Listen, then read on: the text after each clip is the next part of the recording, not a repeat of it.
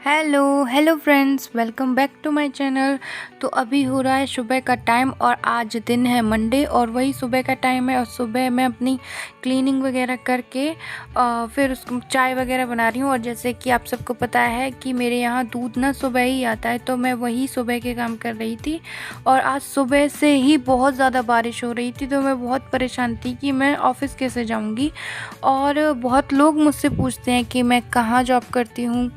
तो मैं civil court में जॉब करती हूँ और उसको दीवानी बोलते हैं। पता मुझे नहीं पता कि उसको दीवानी क्यों बोलते हैं, तो मैं वहीं जॉब करती हूँ। वक्त के साथ साथ सब कुछ बदल जाता है, लोग भी, रास्ते भी, एहसास भी और कभी कभी हम खुद भी। मैं अपनी बात करूं तो मैंने कभी घर का काम नहीं किया मायके में। और आज मैं जब मेरी शादी हो गई है तो मैं पूरा घर अपना संभाल रही हूँ, वो भी अकेले। घर भी संभालती हूँ, बाहर जॉब भी करती हूँ और एक बेटी है, वो मम्मी के पास है, लेकिन जब वो यहाँ आती है तो उसको भी देखती हूँ। तो वही मैं सोच रही थी कि मैं कितना चेंज हो गई हूँ, पहले क्या थी और अब क्या हो गई हूँ। तो आज के दौर की लड़कियाँ अपने करियर को लेकर काफ़ी अवेयर रहती हैं। शादी के बाद भी वे घर और नौकरी को मैनेज करते हुए अपने सुरक्षित व खुशहाल भविष्य को सुनिश्चित करने के लिए कोशिश करती हैं। पति और ससुराल का सपोर्ट मिले तो उनके लिए दोनों को मैनेज करना आसान हो जाता है। जैसे मेरे केस में मुझे मेरे घर वाले बहुत सपोर्ट करते हैं। जैसा कि आप सब जानते हो, मेरी सासू माँ ही मेरी बेटी को संभालती हैं। उन्होंने आज तक मुझसे किसी चीज़ में कोई प्रेशर नहीं डाला। हस्बैंड भी मुझे हर जगह सपोर्ट करते हैं।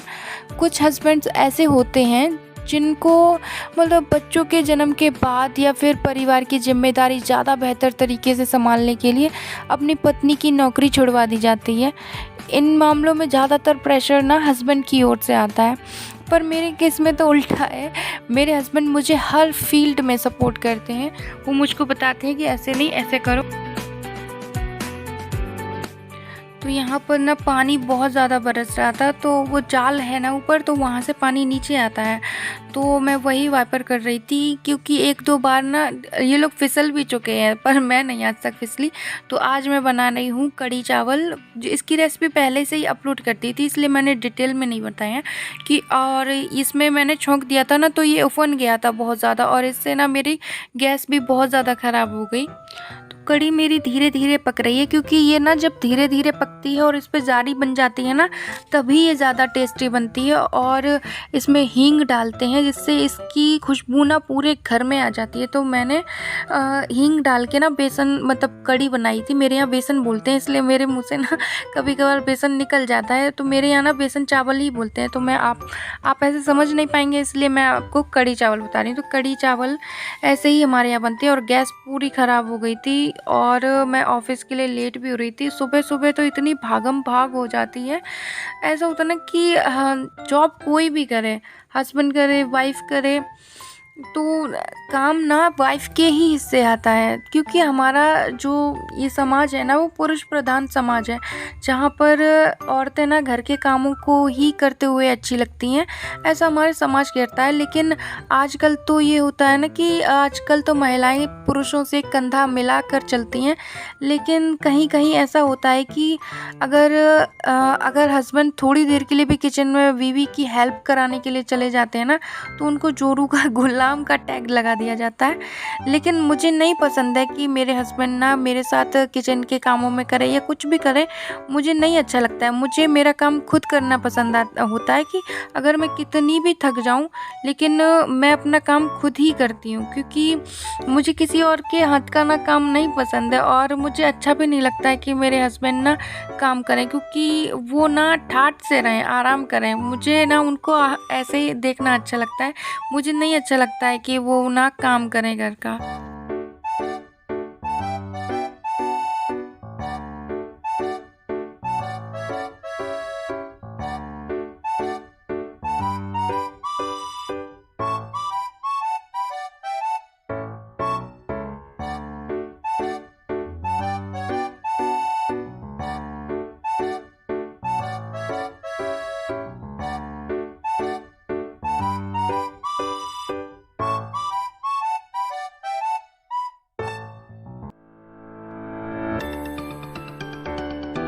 तो मेरी कढ़ी भी बन गई है और चावल भी मैंने बना लिए थे। चावल कुकर में ऐसा होता है कि मेरे यहाँ ना रिफाइंड वगैरह या फिर घी डाल के नहीं बनते हैं चावल, तो और इन लोगों को प्लेन चावल पसंद है नमक डाल के, तो वो ना अगर कुकर में बनाती हूँ तो वो जम जाते हैं।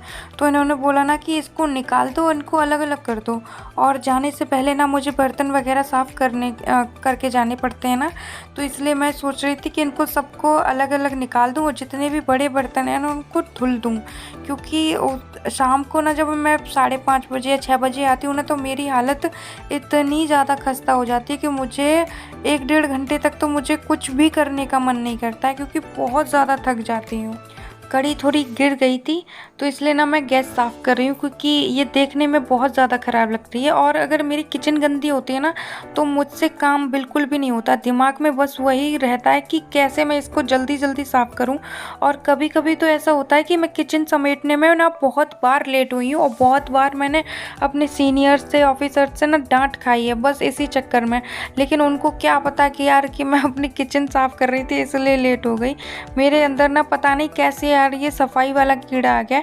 शादी से पहले मुझे इन चीज़ों से कोई मतलब नहीं था, क्योंकि मम्मी थी, मम्मी सब काम कर देती थी और उन्होंने मुझे कभी भी मतलब प्रेशर नहीं किया कि तुम ये करो वो करो।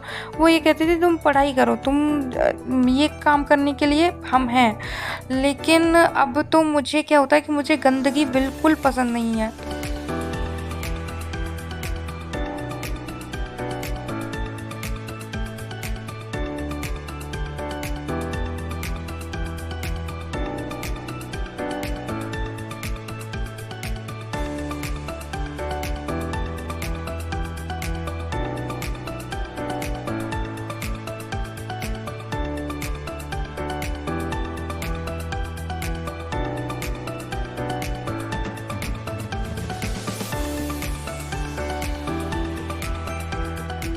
किचन मेरी एकदम से नीट एंड क्लीन हो गई है, जैसा कि मुझे पसंद है कि मैं एकदम से किचन जब मैं आऊँ ना शाम को तो मेरी किचन एकदम साफ़ सुथरी रहे।